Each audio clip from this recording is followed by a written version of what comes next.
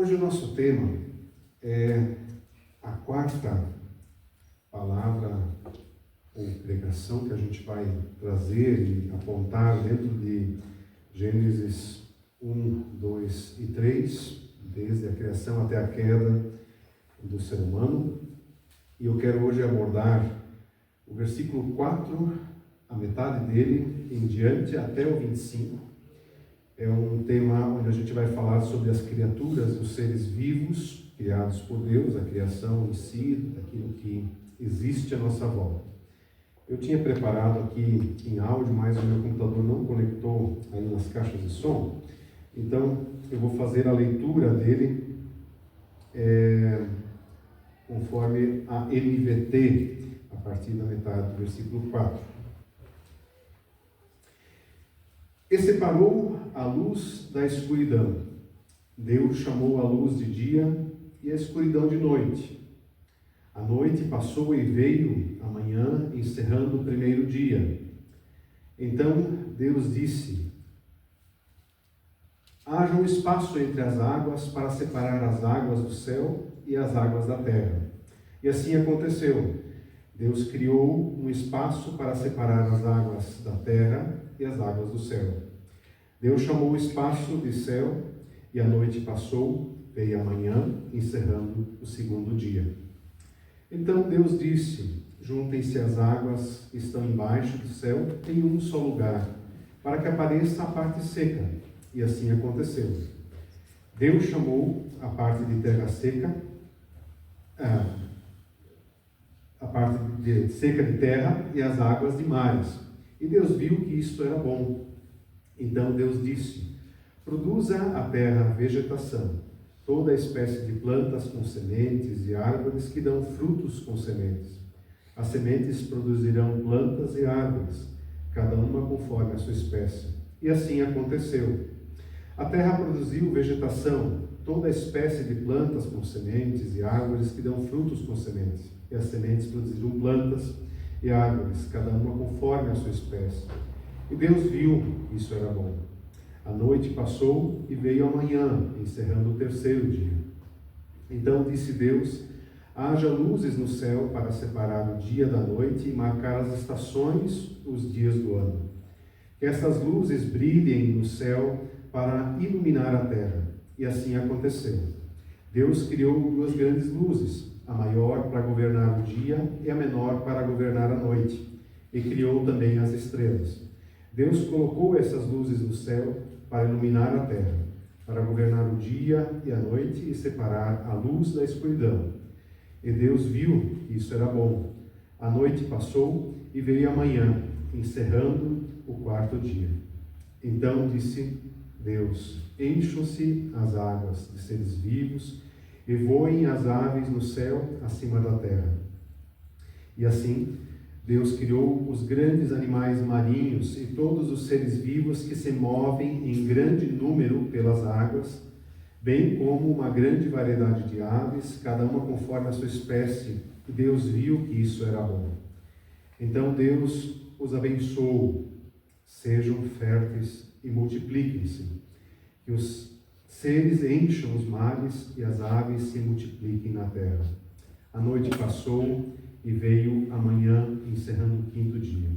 Então Deus disse: produza a terra grande variedade de animais, cada um conforme a sua espécie, animais domésticos, animais que rastejam pelo chão e animais selvagens. E assim aconteceu.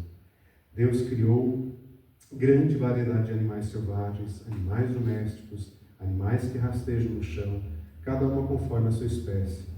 E Deus viu que isso era bom. Eu trouxe hoje 24 versículos quase. Querendo ou não, a gente tem no nosso horizonte até o versículo 3 e 4 já, principalmente as últimas pregações. Então esses quase 20 aqui completos que a gente leu, eu queria ter muito separado eles em mais 3 etapas, mas aí não ia dar tempo até o final do ano de eu completar aquilo que me propus até a queda. Mas é muito interessante quando a gente vê esse texto da sua diversidade de assuntos que a gente pode tratar nesse texto. Eu vou tentar hoje à noite, em um curto período que a gente tem, colocar alguns aspectos desse texto, desses versículos onde a gente começa com a criação da luz e termina com a criação dos animais. Eu não coloquei a do ser humano junto, porque essa é uma fase, é um capítulo à parte dentro do 6º dia.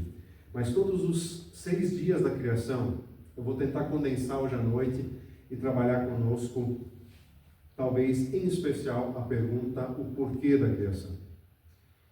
O porquê da criação, nos nossos dias, ele é um assunto que talvez seja um tanto estranho, já que, humanamente falando agora, na questão cultural, geral, da sociedade, da humanidade, do mundo inteiro, nós não falamos na sociedade mais em criação. Tudo é baseado em evolução. Então, desde os ensinos primários ou desde a pré-escola até terminarem-se os PhDs, as pessoas elas trabalham sempre com o conceito de evolução. Criação não está dentro das grades curriculares em nenhum lugar do mundo, a não ser em pouquíssimas escolas cristãs, como uma parte que pode ser ensinada, mas tem que ser ensinada também sobre criação.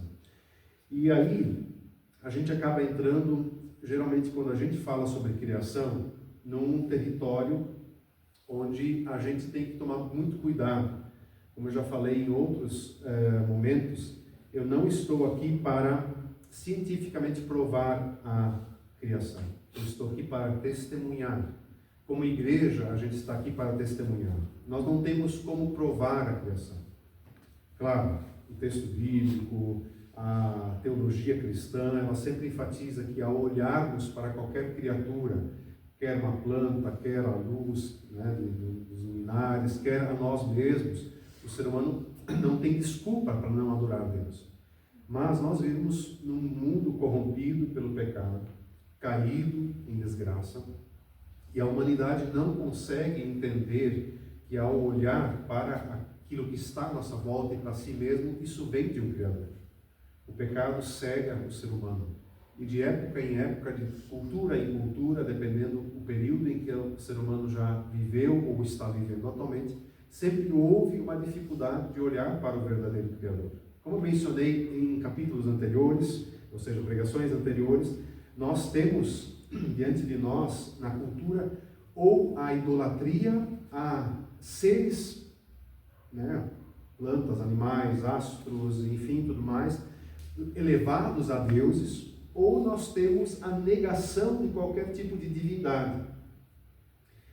Mas me chama a atenção, quando a gente vasculha um pouco os sites, a internet, e eu até desconfio que tenha acontecido de forma bastante ampla, mesmo fora da internet, existe uma busca pelo religioso nos nossos dias, mesmo em países que se tornaram extremamente seculares, ou seja, que não tem mais ênfase na religião, Europa, por exemplo. Existe uma busca significativa nos últimos anos, principalmente pós-pandemia, por religião. E interessante um dado que acaba surgindo, eu menciono ele agora, nos últimos anos, que a geração abaixo dos 30 anos, que é também conhecida às vezes como geração Z, embora a gente nem fale mais em gerações hoje, porque isso é tão complexo, mas esse pessoal, muitos deles, eu vou dizer agora aqui de 40 para baixo, porque eu acho que essa variação de idade ela pode ter muito a ver também com o local que se vive, com a cultura. Eu vou dizer assim, a turma entre os 25 e 40 anos, ela tem buscado religião. Isso tem me chamado a atenção. Tem crescido no Brasil as religiões esotéricas e, em especial, as religiões de cunho afro-brasileiros. Mas, no que diz respeito a países onde é um pouco diferente, como na Europa, tem crescido a busca por religiosidades antigas. Na Europa não é incomum encontrar pequenos grupos se reunindo para fazer aqueles cultos celtas ou nórdicos. Não é incomum. Tá? Bem interessante. E os filósofos da nossa época e sociólogos têm dito algo muito semelhante entre eles. Eles têm dito, desde que o ser humano se conhece como ser humano, o ser humano tem buscado a religião para dar sentido à vida. Eu vou parar nesse ponto aqui para voltar à nossa pergunta: por que nós falamos de criação e o porquê da criação? Porque nós falamos e o porquê. Por que ela existe? O porquê que nós temos uma criação? O ser humano sempre, quando ele perde o seu olhar para Deus ou para o divino, vamos agora fazer bem genérico esse primeiro ponto. Quando ele perde o olhar para o divino, ele não encontra satisfação na vida por muito tempo. E passam alguns períodos e ele entra em desespero, nada faz sentido. E é por isso que existe pelo mundo afora uma busca por religião. Eu não estou dizendo que essa busca é no caminho ou no lugar certo. A gente vai confessar pela fé cristã, pela palavra de Deus, que o único caminho é Jesus Cristo. E essa é a nossa ênfase. Mas é fato que o ser humano tem buscado religião. Por quê? A vida não está fazendo sentido. E quando o ser humano busca a religião, nós temos uma oportunidade. Por isso que eu fiz o adendo aqui. Nós temos a oportunidade de falar sobre a criação. A verdadeira criação de Deus, o verdadeiro Deus e o porquê Ele criou. E talvez aí entra agora o porquê eu vou enfatizar, não muitas coisas desse texto, mas alguns aspectos dos versículos 4 a 25, o porquê da criação, por que ela é importante ser lembrada nos nossos dias diante de uma geração que está surgindo, que está desesperada, que provavelmente vai buscar algum tipo de religiosidade. Ou por que isso é importante falar para nós mesmos, se nós já somos aqueles que estão no caminho, na palavra de Cristo, por que é importante falar da criação? Por que eu decidi, alguns meses atrás, que eu deveria falar sobre Gênesis. E de repente eu tive o estralo no caminho certo, diz, não, é por aqui mesmo, encontrei algo que me deu uma certa inspiração e comecei a trabalhar o texto e eu percebi que é extremamente importante para os meus dias em que eu vivo, para a minha idade, o meu contexto de família, eu tenho filhos pequenos, que eu tenha clareza de que eu fui criado, aquilo que está à minha volta foi criado, e tudo isso é mantido por Deus. E não só é mantido, como aquilo que Apocalipse vai dizer no capítulo 4, versículo 11, é extremamente importante para os nossos dias. Esse texto faz menção e faz lembrar-nos de que a criação, ela existe, ou o porquê da criação, porque é algo que dignifica ao próprio Deus. Eu até diria, Deus criou porque Ele quis. E se Ele quis exibir sua glória para a sua própria criatura, que viria a dar honra e glória a Deus, que viria e voltaria a dar glória a Deus mesmo após a queda. Por isso que Apocalipse ele faz essa ênfase, principalmente em hinos de louvor, que são hinos dos fins dos tempos e principalmente do novo céu e da nova terra, onde a gente encontra essa expressão que está na tela. Tu és digno, Senhor, nosso Deus, de receber glória, honra e poder, pois criastes todas as coisas, e elas existem porque as criastes segundo a tua vontade. Eu não posso confabular qual é a vontade de Deus em criar as coisas e a nós mesmos, mas é certo que em sua unicidade, em sua grandeza, em toda a sua complexidade como Deus, que não é criado, ele existia, ele resolveu criar aquilo que nós conhecemos, pelo menos nesse mundinho, dentro do nosso planeta, resolveu criar isso. E isso que ele criou acaba redundando em glória e honra para ele. Não como uma obrigação. Tanto que, quando a gente lê Gênesis, a gente descobre que Deus não obrigou nem a criatura simples, inanimada, morta, nem a viva, como seres vivos, e muito menos o ser humano. Deus não obrigou a criação a adorá-lo. Mas a criação, ao estar diante de Deus, o adora. Espontaneamente e naturalmente. Não é à toa que a miúde, ou seja, repetidas vezes, o texto de Gênesis vai falar, dentro dos 6 dias da criação, 5 vezes que Deus criou algo, ele viu e isso era bom. Ali entra a questão fundamental para a gente entender o porquê da criação de Deus. A criação de Deus, ela existe por causa do próprio Deus. Ele a quis. E ela é boa e reflete a Ele mesmo.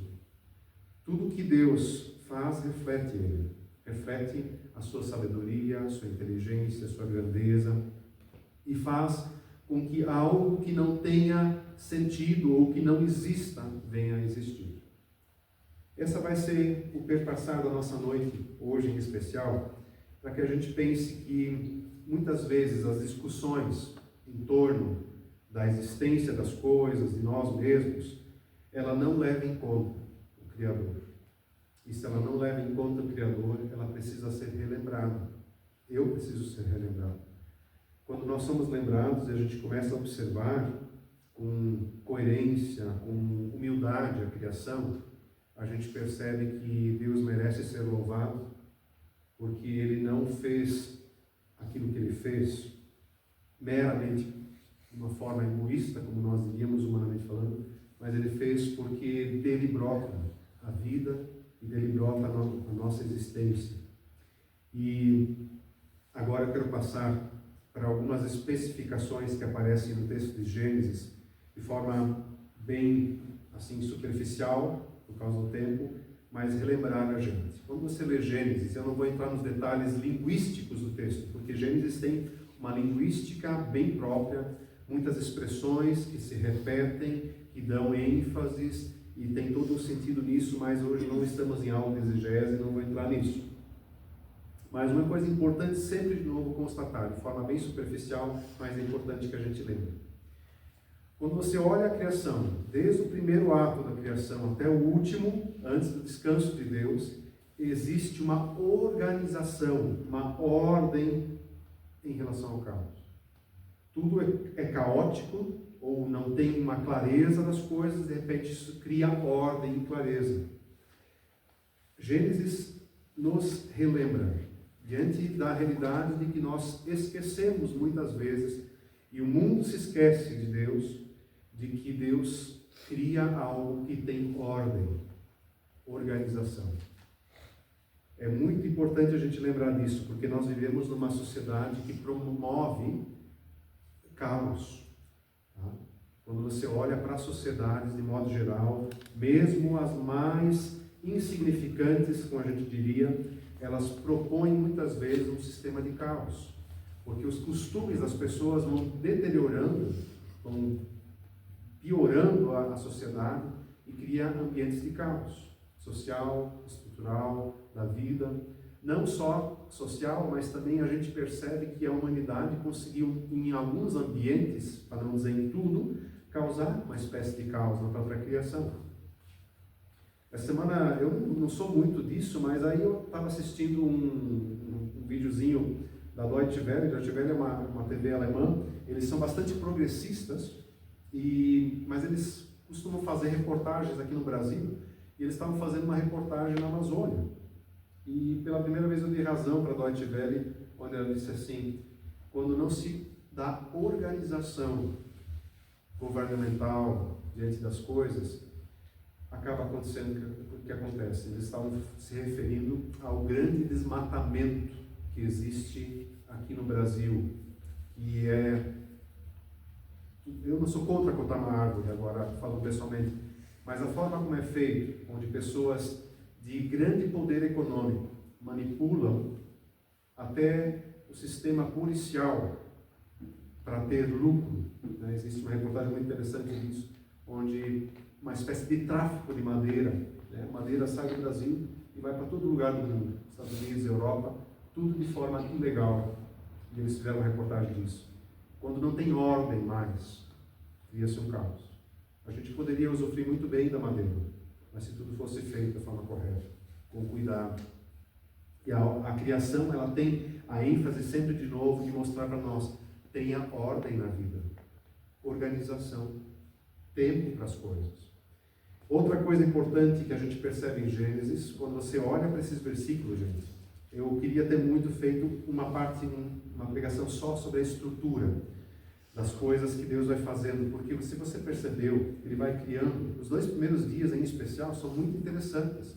Deus cria coisas que não têm vida, e que são imutáveis, são inertes, elas não mudam, nunca mudaram, né? Desde o numeral, não sei se você percebeu, mas tem matemática aqui dentro, muita matemática, tá? Muita física. Desde toda essa estrutura, né, que existe, até mesmo a organização das coisas para que haja uma estruturação de todo o universo, para que seja capaz de surgir ou ter outro tipo de criação, depois de cada coisa. Ou seja, primeiro uma estrutura clara das coisas. Eu digo aqui, por exemplo, eu não sou matemático aqui, mas o que a gente faz hoje em dia, o que é possível sem física, matemática, química, biologia, sem as essências, sem a substância, ou até aquilo que não é substância, se a gente pensar, por exemplo, nos números, né? O que a gente faz sem números hoje em dia? Eu pergunto aí para quem tem comércio, quem lida com comércio, como é que tu consegue fazer o teu comércio girar sem números? Não tem como. Dentro de Gênesis, versículo 5 e 6, tem número. Tem a criação daquilo que acaba se tornando organizacional. Você precisa ter ordem nas coisas e estruturar as coisas para que funcionem. E prepara-se um terreno. Gosto muito dessa expressão aqui, porque embora eu sou muito mecânico e bicho que mexe com um monte de coisa, é necessário preparar o terreno. Essa semana eu estava preparando, eu ia pintar o capô do carro da comunidade, capô e para-choque. Eu tive que preparar primeiro ele para receber tinta. Tudo na vida, tudo na existência do cosmos, do universo, diante de Deus, diante de nós, precisa de um preparo primeiro. Para você finalizar aquele negócio. Para você criar algo belo, precisa preparar. Precisa ter um fundamento. E nesse texto a gente encontra a base teológica para mostrar que antes de fazermos qualquer coisa, assim como Deus faz, a gente precisa preparar as coisas. E isso é terrível nos nossos dias. Como as pessoas pensam e agem nos nossos dias. Tudo na pressa, sem preparo, sem organização. Você vai meio que atropelando o caos e vai fazendo de qualquer jeito. Por que a sociedade é assim? Por que os casamentos, as famílias, a política, por que tudo é assim? Porque não se estruturou e não se preparou nada. Ou muito pouco, talvez. Dentro da criação a gente encontra uma das grandezas fundamentais para o nosso testemunho e para a nossa fé, que é a questão da soberania divina intencional. Deus é intencional. Ele não faz as coisas, não tem muito o que fazer hoje. Ele é intencional.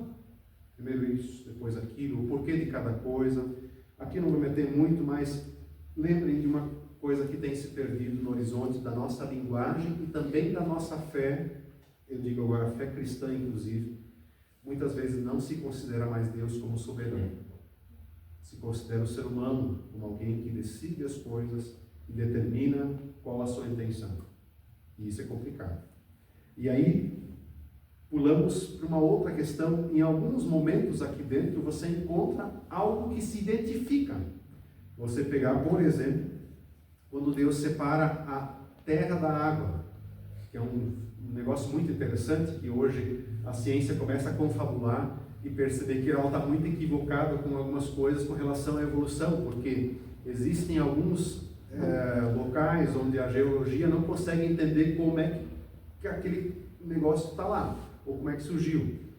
Em algum momento Deus fez uma separaçãozinha de água e de terra, ou melhor, das coisas sólidas da água, né? Em algum momento Deus fez. Em alguns lugares tem umas evidências muito interessantes disso. Tem um sítio aqui, uma região geológica na África, que agora não me lembro o nome, não vou mencionar aqui, só me lembro ela assim, que é muito interessante. Cientistas se perguntam como é que aconteceu essa formação geológica. Então, de alguma maneira, Deus mexeu os seus pauzinhos, e aí acontece a identificação. Deus chama a terra a parte seca de terra. Deus chama aquilo que se juntou de água em um só lugar, e literalmente o mar está ligado, né? de mar. Uma identificação. E assim toda a criação você encontra identificações. Você encontra uma identidade. Algo importante. Extremamente importante para a nossa fé. Se a nossa fé não tem uma identidade, se ela não está ligada a um nome, a uma característica, nós perdemos a razão de orar, a razão de pregar, a razão de esperar em alguma coisa. A gente poderia falar bastante disso, mas vamos passar. É bastante interessante que nesse texto a gente encontra, somente na questão dos seres vivos, a questão da reprodução, diversidade e da continuidade da vida. E o que chama a atenção, eu mencionei isso na pregação retrasada, a questão de que, ao contrário daquilo que a evolução prega para o mundo inteiro, a criação tem uma ênfase a respeito da continuidade da vida, da forma como ela surgiu. E a gente vê que em nenhum momento acontece uma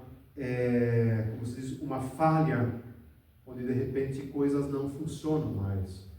Mesmo que haja deficiências genéticas, existam algumas grandezas complexas dentro da criação dos seres vivos, mas aquilo que existe se reproduz. E tem muitas vezes uma grande diversidade. Eu não sabia que existiam tantos tipos de abóbora até um tempo atrás. São centenas de milhares de espécies. Mas para que tanta abóbora? Quem gosta de tanta abóbora? Mas cada uma é cada uma, não se mistura. E não só isso, a continuidade. Ela tem seu ritmo, tem seu tempo, tem sua estação, onde cresce, onde nasce, se reproduz. Essas ênfases eu quis dar para você perceber que quando a gente está lidando com Gênesis, a gente não está lidando com uma historinha. A gente está acostumado a olhar para Gênesis muitas vezes como a gente conta uma historinha para uma criança. Ah, Deus criou os bichinhos. Espera aí. Antes dos bichinhos tinha muita outra coisa acontecendo. Muito outro caos. Muita organização do caos. Antes de criar os seres humanos, tinha toda uma estrutura para que o ser humano pudesse cuidar dessa criação. E disso a gente precisa falar. Vamos lá. Antes de falarmos especificamente do texto, alguns assuntos que eu pensei para nos trazer uma reflexão mais profunda, deixa eu mencionar com vocês como... não está passando aqui. Vocês não me avisam. Você falou de estar ali na tela, eu achei que era na tua. Todos os versículos eu conheci lá. Quase que eu te dizer, mas lá não está. Agora fiquei na dúvida, será que eles prestaram atenção ou será que... Muito bem, para vocês verem que estava na tela, até a abóbora estava na tela.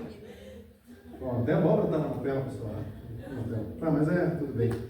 Agora vem as partes importantes.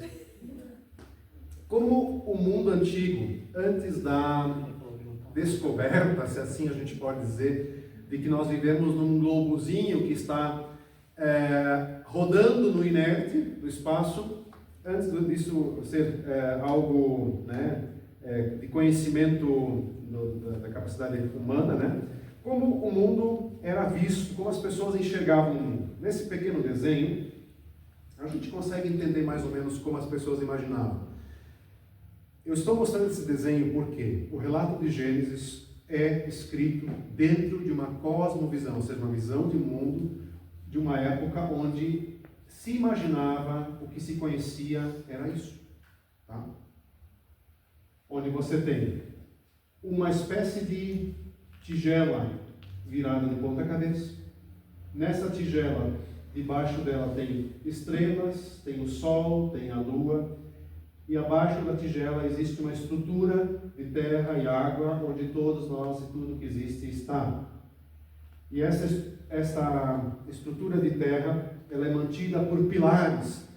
Quem gosta de mitologia, lê coisa de mitologia, vai volta e meia a ouvir sobre os pilares da terra. Aí está isso. Tá?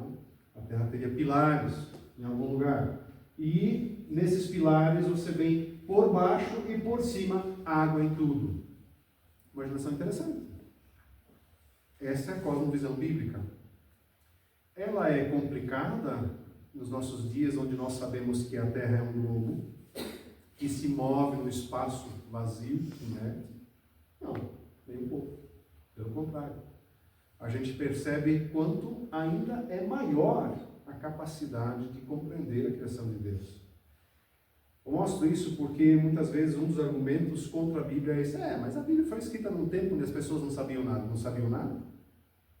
Olha a criatividade dos caras. Estou falando de sumérios, tá? Mesopotâmicos. Outras eu não coloquei aqui porque são várias formas diferentes, mas os sumérios tem isso aqui, como base. E aí entra agora a descrição de Gênesis dentro dessa realidade. Por isso tudo aparece aqui meio descrito dessa maneira. Eu não estou dizendo que está certo nem errado, estou dizendo que a forma como o homem, o ser humano que escreveu a Bíblia, em especial Gênesis, por volta aí, compilado, né, por volta de 600 anos antes de Cristo, você encontra essa visão. E é bem destacado, cada coisa no seu lugar. Só que, agora eu preciso falar de vocês, não contra isso aqui, mas dentro do mundo que enxergava isso aqui. Gênesis vai, principalmente esses versos que nós lemos, fazer uma afirmação extremamente importante para os dias em que foi escrito e para os nossos. A criação, ela repousa sobre um ritmo. Ela repousa sobre uma existência ritmada e não sobre os poderes dos deuses. Eu mencionei em todas as pregações até agora da série a respeito das divindades, mitologias da antiguidade, dos povos que esqueceram de onde vieram e começaram a adorar a criatura ao invés do Criador. Todos os povos acabaram, de alguma maneira, adorando alguma coisa debaixo dessa tigela. Tá? Todos os povos. Ou eram luminares, estrelas, né, sol, ou era algo aqui dentro. E não só adoravam isso, como também tinham uma grande dificuldade de entender o que estava por fora de toda essa realidade, daquilo que seria hoje para nós o universo. E eles sempre descreveram a sua crença não de forma ritmada, mas sempre de acordo com a benevolência ou com a maldade de algum Deus. Ou seja, a gente não sabe o que vai acontecer. Não tinha clareza, não tinha orientação. E aqui um fato importante. Nesse ritmo que a criação descreve para nós, a Bíblia nos descreve a criação, a gente vê que fica claro a questão da criação, onde tudo está sob o poder de Deus, não sob o poder de deuses estranhos. E algo fascinante: descanso e movimentos são unidos. Você olha desde o primeiro versículo até o versículo 25 que nós lemos hoje. Sempre existe um descanso, existe um movimento. Noite e dia. O que tu acha que a Bíblia fala disso? Não dá para trabalhar 24 horas por dia. Não dá para ficar o tempo inteiro criando. Ninguém que é criativo fica o tempo inteiro criando. Alguém que é criativo geralmente cria uma coisa depois de meses ou anos pensando sobre aquilo. Se pensar de forma humana. Se pensar os inventores, por exemplo, você precisa, vamos dar uma descansada, vamos pensar, de repente, tive uma ideia. Não que Deus seja tão simples, tá? Mas aquilo que a gente vê dentro de Gênesis é uma afirmação: gente, parem e pensem. O mundo não é um caos. Aquilo que existe não é um caos aleatório. Existe um ritmo de descanso e movimento. Isso está unido. E isso vem do próprio Deus. Se a gente olha para a antiguidade, os povos não hebreus, não judaicos, né? E não cristãos, você não encontra nem sequer dia para descansar. Não sei se você já reparou isso. Mas na humanidade, o descanso, ou esse dia de parar para ter um dia para não fazer nada, onde as empresas não precisam te trazer para dentro da empresa para trabalhar, isso é coisa dos judeus e principalmente, obviamente, do cristianismo, era cristão. Antes disso não existia isso. Ou seja, onde nós somos levados nisso? Nós somos levados a perceber que não temos nada a ver com as criaturas. Ou seja, não temos nada a ver com o sol, não temos nada a ver com a lua, não temos nada a ver com os mares, não temos nada a ver com outras coisas criadas, mas nós podemos conhecê-las, nós podemos até nos refugiar nelas, descansar nelas, mas nós não temos nada a ver com elas. Elas também são criação. Gênesis, quando está falando isso, ela está dizendo: tudo que existe à nossa volta não faz efeito ao ser humano, não tem nada a ver com o ser humano. Não sei se você percebeu na leitura, agora que a gente fez uma leitura rápida, mas esse texto ele é escrito em forma de uma bonita prosa, onde você encontra tudo no seu lugar, tudo uma coisa depois da outra, e nenhuma coisa tem a ver com a outra. Ah, porque agora tem sol, então vamos criar os animais. Não. Não existe ênfase de ligação, de que um necessita do outro. Não. Ah, pastor, então está ficando louco, então a gente não necessita do sol. Não estou falando que a gente não necessita. Deus o fez porque a gente precisa dele. Mas eu estou dizendo que para existirmos e para sermos o que somos, nós não precisamos do sol, nós não precisamos do mar, nós não precisamos do vento, nós precisamos apenas do Criador. Esse é o testemunho que aparece em Gênesis.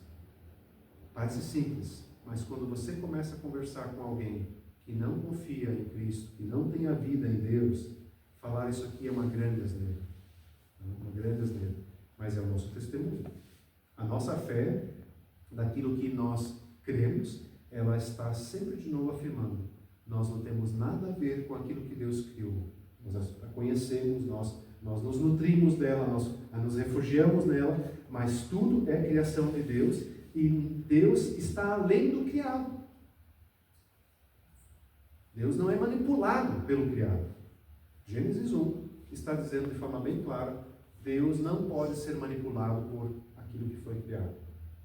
E nos dias que a gente vive, desculpa aqui falar mal dos evangélicos, mas os evangélicos descobriram que podem manipular Deus. Isso não é Bíblia, isso não é testemunho de Gênesis, isso não é nada do cristianismo. Deus não pode ser manipulado. Ele é o dono da criação, a Ele pertence a criação, e a criação deve louvá-lo. Uma outra questão interessante é o mundo em volta de nós. Eu já falei antes do número, né? Ele é muito ligado à numerologia, às técnicas, e aí entra um perigo. E Gênesis também quer dar uma quebrada, também vai afirmar isso para a educação e a instrução da vida do povo de Deus e obviamente para nós como cristãos. O mundo é extremamente perigoso porque ele se volta para a numerologia. Eu sempre pego no pé do pessoal que gosta de horóscopo. Como é que alguém consegue acreditar no movimento de estrelas e planetas e seres celestes? Como é que alguém consegue acreditar numa bobagem dessa? De que isso tem poder sobre a vida? Mas a gente aprende, a gente coloca o ser humano a pensar nessa bobagem. De que isso é importante, de que isso determina alguma coisa. Então as pessoas acreditam. Outro exemplo: como é possível que você e eu tenhamos tanta audácia em confiar nos nossos recursos financeiros, que são meramente números que estão na nossa conta bancária, ou não? Estou falando de número também. Estou falando de algo que foi criado, algo que existe dentro da criação. As estruturas de tudo que nós usamos para viver, que Deus nos proporcionou e organizou para que a gente vivesse, não pode se tornar objeto de adoração. Por isso Jesus vai enfatizar que não dá para servir a dois senhores. Ou tu serve a um e menospreza a outro. Nesse quesito agora, quando o conhecimento é correto, nós temos o conhecimento correto de Deus, nós não adoramos a criatura, nós não adoramos as coisas criadas, mas sim ao Senhor que criou tudo. E aqui entra também a crítica, obviamente, que a Gênesis vai fazer contra as mitologias e deuses do tempo que foi escrito isso aqui, para provar e testemunhar do verdadeiro de Deus também para os nossos dias. A maioria das religiões, ou da religiosidade que as pessoas estão buscando, aquela que eu falei no início, e que pessoas buscam a religiosidade, no fim é uma tentativa de em alguma coisa encontrar esperança. Então se busca em todo tipo de coisa, todo tipo de crença, desde a astrologia, desde coisas inanimadas, ter sentido na vida que não tem tido muito sentido para as pessoas. Algo bem perigoso. Pulando um pouquinho, vamos para os seres vivos um pouco. Porque você percebe que Deus usou vários dias para criar muitas coisas que não têm vida. Não têm vida, mas são sustentados. A partir da luz de Deus, a partir da existência de Deus, elas são sustentadas e foram criadas. E algo que me chama muita atenção, quando a gente começa a ler o versículo 11 em diante, quando Deus fala a respeito da criação dos vegetais, das árvores, ele menciona a questão de sementes, reenfatiza isso. Primeiro diz, essas coisas devem produzir sementes, depois diz, elas produziram sementes e reproduziram.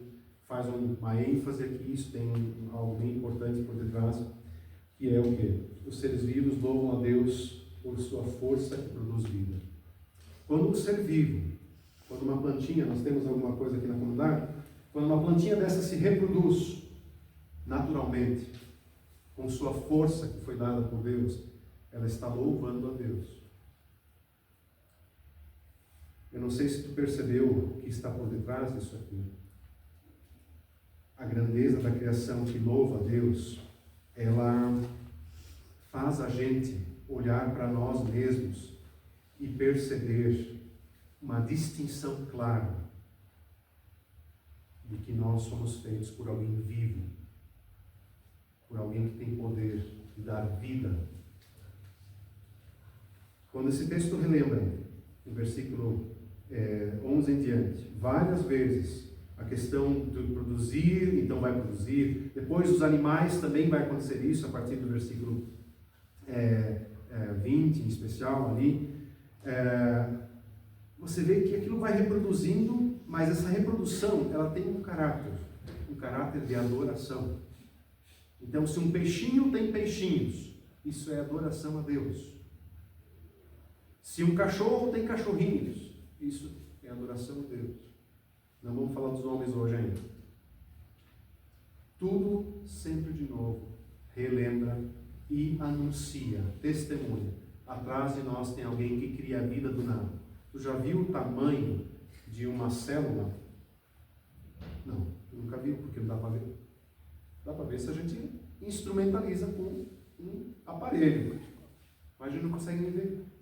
Então dá para dizer que é do nada. Deus cria a vida do nada. Se a gente olhar um simples óvulo fecundado por um espermatozoide que não dá para ver a olho nu, tu já tem que pensar o quão complexo é aquilo que Deus produz, aquilo que Deus cria. E isto louva a Deus porque dentro dela está a característica da criação, de dar vida. Olhando para as criaturas, deixa eu fazer uma outra consideração aqui importante para nós, indo para o finalmente. Os seres vivos, nós, também, não estamos sujeitos às criaturas mortas. Isso é bem importante. Por quê? Quando você olha para a ciência dos nossos dias, eu faço essa afirmação exatamente por causa dos nossos dias e porque alguns de nós têm filhos, sobrinhos, amigos que estão aí estudando, que se acham donos de tudo, da sabedoria, do conhecimento. Quando você olha para a evolução, uma coisa é sujeita à outra, uma coisa depende da outra. Não sei se você já percebeu os discursos a respeito de clima dos nossos dias, por exemplo. Discursos sobre clima, vamos ficar só com isso. Sempre atrás do discurso sobre o clima, existe o pressuposto de que nós precisamos para viver de uma substância X, tal e tal e tal. Água, por exemplo. Ela é Deus. Para o clima, água é Deus. Para o clima, ou para a estrutura evolucionista, que não consegue pensar num Criador que ele se cuide da água, mas ela não é Deus. A divinização das coisas, das criaturas, ela é bem científica e ela é muito perigosa. Por isso que toda vez que a gente está diante do texto bíblico, a gente percebe que Deus pede para a gente tomar cuidado. para que a criatura viva, em especial, os seres vivos, nós, não nos tornemos sujeitos das outras criaturas mortas, da qual nós usamos, da qual nós enxergamos, da qual nós precisamos. Elementos, terra, tudo. Não podemos estar sujeitos àquilo. Porque a partir do momento que o ser humano, que o ser vivo, torna-se sujeito, ou seja, depende da criatura morta e não de Deus, ele já eliminou Deus diante dele mesmo. Só um adendo aqui, a gente poderia falar muito disso, porque isso aqui seria só uma pregação. Eu achei muito interessante o que, muito tempo atrás, cerca de terceiro a quarto século, alguns cristãos falavam sobre essa sujeição à criatura de uma forma muito interessante que parece ser hoje. E eles falavam a respeito do cuidado para que as pessoas não chegassem e valorizassem demais aquilo que é morto. E, obviamente, o que acaba acontecendo na religiosidade humana, quando o ser humano começa a adorar aquilo que é morto, ele consegue pegar um monte de gesso e fazer, inclusive, uma imagem. Porque ele não consegue mais distinguir aquilo que é vivo e aquilo que é morto. Quando ele é sujeito a criaturas mortas. Só um comentário dentro do enredo total. Esse aqui é importante. Se esta pregação for para a internet, eu vou ser cancelado, como é a expressão dos nossos dias. Talvez algum de vocês me cancele também. Mas os seres vivos não são divinos. Alguns caem a queixo. Teu cachorro não é divino. Teu gato não é divino. As aves não são divinas. Elas são criaturas. Elas não são dotadas de divindade. Elas não estão dotadas da eternidade. Tu já ouviu em algum texto bíblico a seguinte expressão? E no último dia ressuscitarão todos os animais domésticos? Já percebeu isso em algum lugar? Nós vivemos uma época muito confusa, muito estranha. Eu adoro animais domésticos, gosto, nós temos lá em casa um monte. Alguns morrem de vez em quando por falta de cuidado. Peixes, por exemplo. Eu já fiz enterro de cachorro. Os meus filhos se despedirem, mas ele não vai ressuscitar. Por que eu estou brincando de uma forma bem séria com isso? Nós vivemos uma época tão confusa, onde o ser humano dá mais valor, ele trata com mais importância os seres que Deus criou para glorificá-lo, para evidenciar a sua grandeza, para honrá-lo, se multiplicando pelo mundo afora, do que a valorização do próprio Deus ou a valorização do próprio ser humano que tem a imagem, que é a única criação que tem a imagem. Isso nós vamos falar semana que vem. Mas eu queria que você pelo menos dissesse para si mesmo e começasse a pensar com os teus filhos, para com as pessoas, os seres vivos não são divinos. Plantas não são divinas, animais não são divinos. Ponto final. Encerrando, a boa criação de Deus, ela é boa porque ela evidencia o Criador. Para isso, agora, uma pequena pausa aqui. O texto repete, como eu falei para vocês, 5 vezes, dentro dos 6 dias, menos o segundo dia, que a criação, aquilo que Deus fez, ele viu e era bom. É bom porque é evidência do próprio Criador. Algo só pode ser bom se vem de alguém bom. Algo só pode ser bom se for bem feito, se for bem planejado, se for bem estruturado, se tiver função, se tiver identidade. Tudo aquilo que eu falei no início, eu tentei fazer um breve resumo aqui teológico desse texto, com algumas expressões. Quando você olha para tudo isso, só é bom porque vem do próprio Criador. Nós não conseguimos criar algo realmente bom, porque em nós falta esse bom. Nós o perdemos com a queda, nós perdemos aquilo que nos capacita a estruturar, a organizar de forma plena, a dar características, a dar funções, a identificar de forma plena as coisas. Não temos mais isso. E isso nos leva agora para uma afirmação bíblica que é muito interessante num texto de Marcos, onde Jesus é encontrado por um homem, a gente conhece como jovem rico, e esse homem se aproxima de Jesus e se ajoelha e diz: bom mestre, que devo fazer para herdar a vida eterna?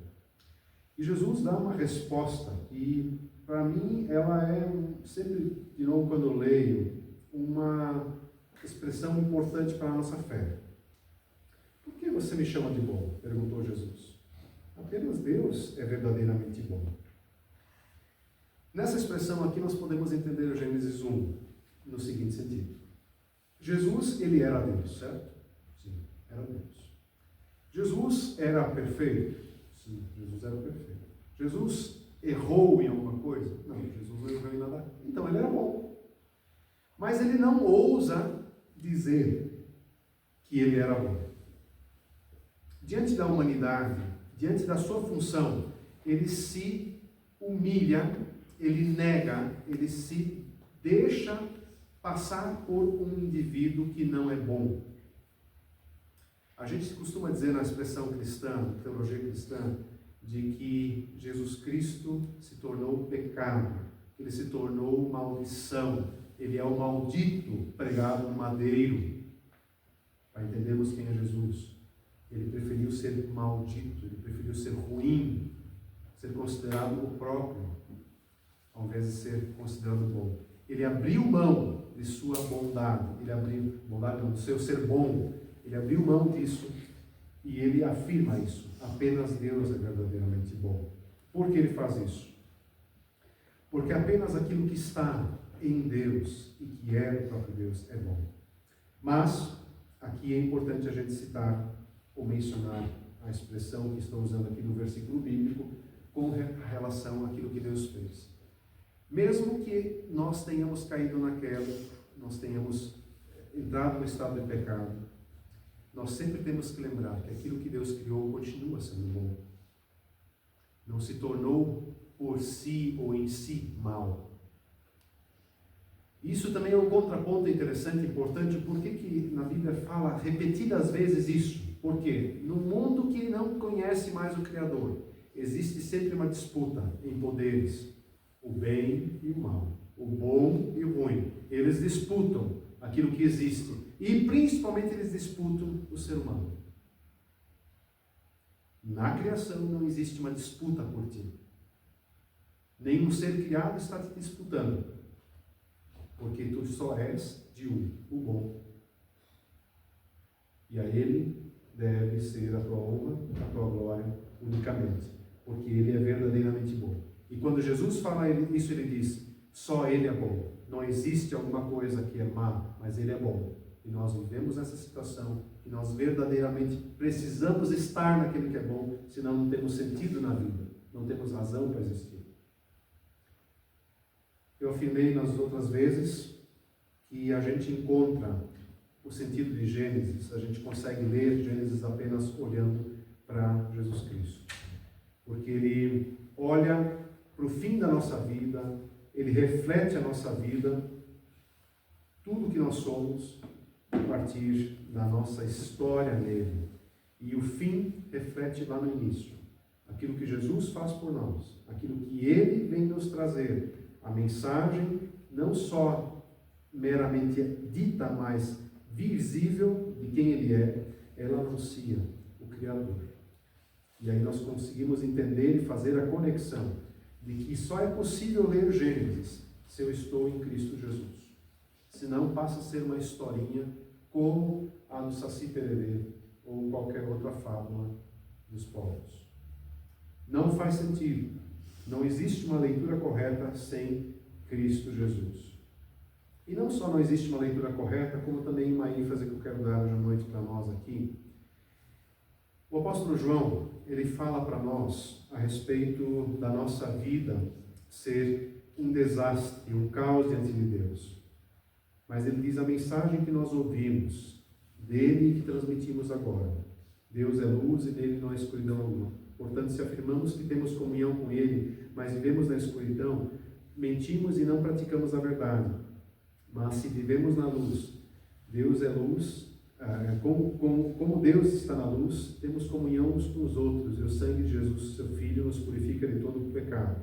Se afirmamos que não temos pecado, enganamos a nós mesmos e não vivemos na verdade.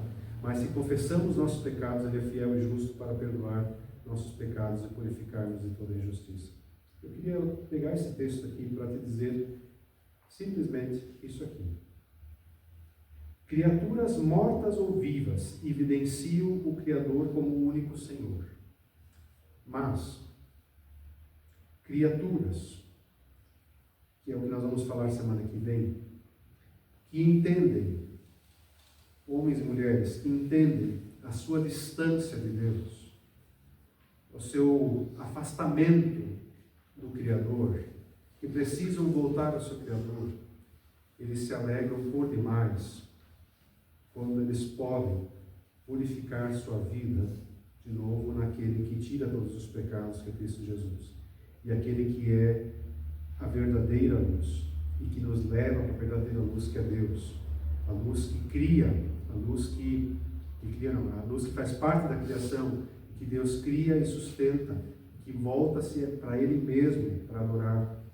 E uma das grandezas de qualquer ser humano, a gente vai ver isso mais semana que vem, é podermos de fato no Senhor Jesus, junto com a criação, junto com os seres criados, mortos ou vivos, ou seja, as coisas inanimadas, inertes, ou os seres vivos, nós podemos adorar a Deus como único Criador.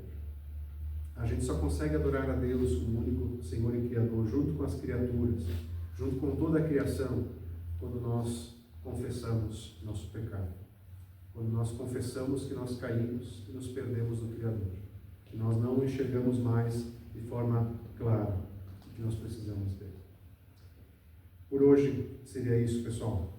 Que Deus abençoe a gente e que a gente consiga olhar para a nossa história e buscar Ele para sermos junto com a criação essa adoração a Deus. Vamos orar? Louvamos a Ti, Senhor Deus e Pai, por tudo que Tu nos fizestes, por toda a criação e por tudo que existe. Louvamos que a gente pode ver-Te nela. Eu louvo a Ti também nessa noite, porque nos conscientizas em Cristo Jesus de voltarmos nossos olhos para Ele e para Ti.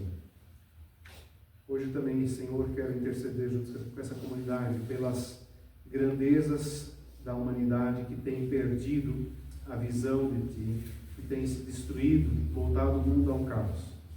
Senhor, existe tanta destruição da Tua criação, e nós pedimos, Senhor, tenha misericórdia, que as pessoas se voltem de novo a compreender a função e o porquê existe tudo. Também que a humanidade consiga encontrar caminhos de paz, de descanso em Ti, para cuidar não só do que existe, mas também uns dos outros. E a nós, Senhor, se formos pedir por algo nessa noite, ou por nossas vidas e por nossas famílias, que Tu nos dês a capacidade de nos colocarmos totalmente em Ti, para que em Ti encontremos sempre de novo o perdão, a reconciliação e a direção da nossa vida para o caminho certo, que é Te honrar, Te glorificar por todo sempre. Agradeço a Ti, Senhor, porque a Tua misericórdia, a Tua graça conosco está e conosco permanecerá.